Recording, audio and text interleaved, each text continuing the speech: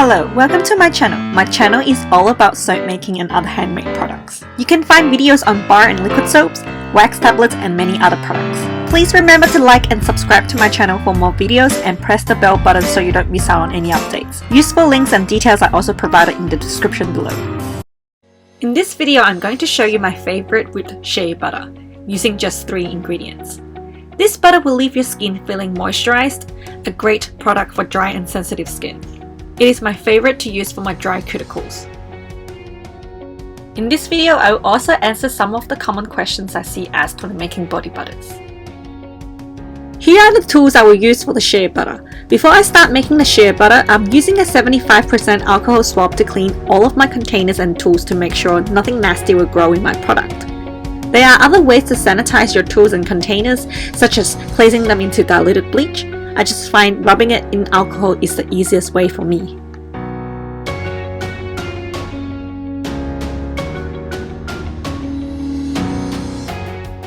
So the 3 ingredients we need for this product will include, of course, shea butter, jojoba oil, and arrowroot powder. I'm making 100 grams of the product. Feel free to scale this recipe according to your container size.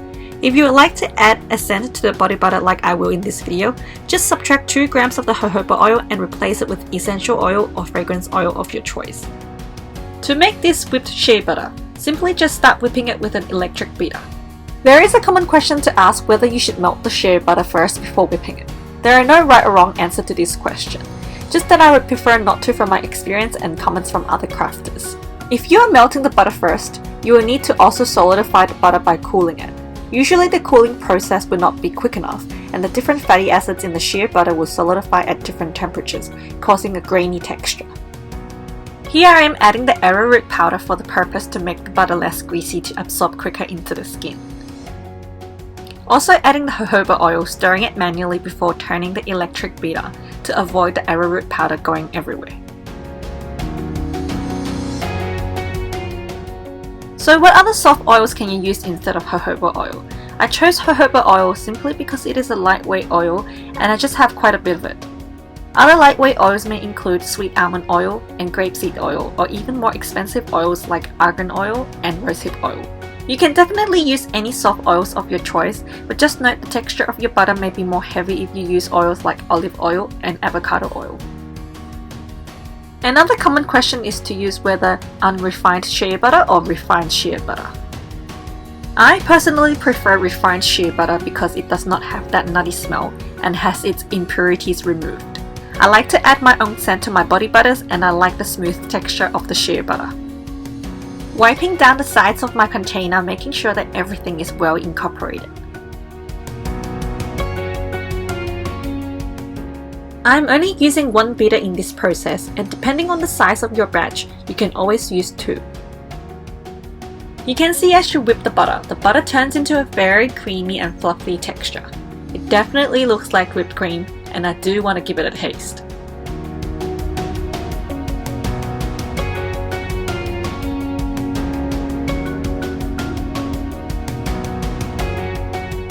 If you decide you want to add a scent to your butter, you can use your favorite fragrance oil or essential oil. Just make sure they are skin safe and are used within the recommended percentage with Livon products.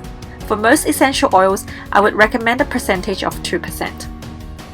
I'm using my favorite blend of lavender and rose geranium essential oil for my body butter. You can always adjust the formula I have given you and create your own favorite body butter.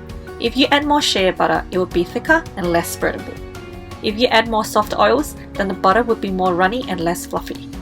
Feel free to play around with the percentages and let me know how you go. Again, whip away, making sure everything is well incorporated. Basically, just whip until peaks are formed.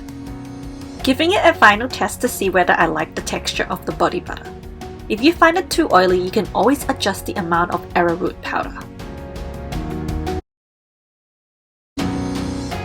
The final step is to place the product in your final container. Simply just scoop the product in the container of your choice. Here comes the question of how to scale the recipe to your container of your choice. My recipe makes 100 grams, and the container I'm using is 150 grams in volume, and it fits quite perfectly. You need to account for the air you whip into your shea butter. So if you're using my formula, I would recommend to multiply the weight of your product by 1.5 to account for the extra volume. That means if you have 200 grams of product, you should look for a 300 gram container to fit all your product.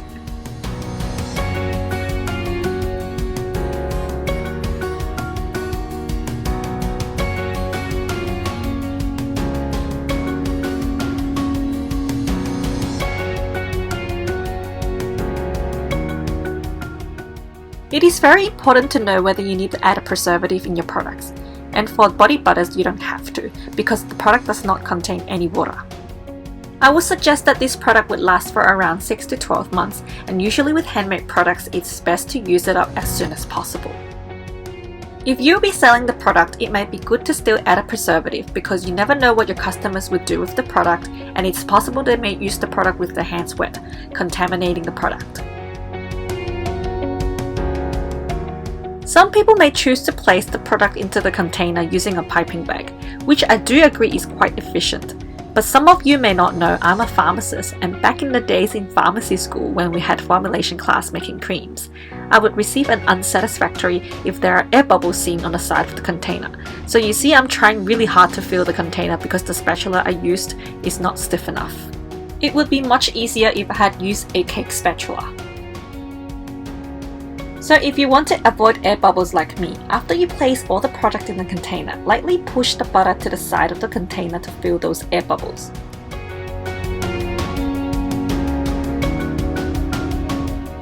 Then level the product by tapping the container on the table.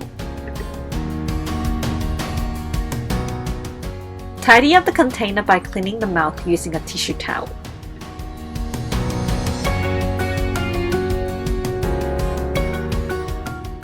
Capping my barrel jars to finish up the product.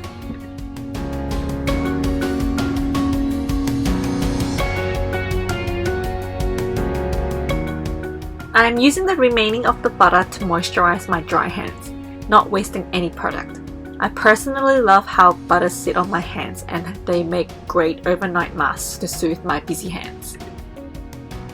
Some of you may find it hard to clean the containers because it is so oily.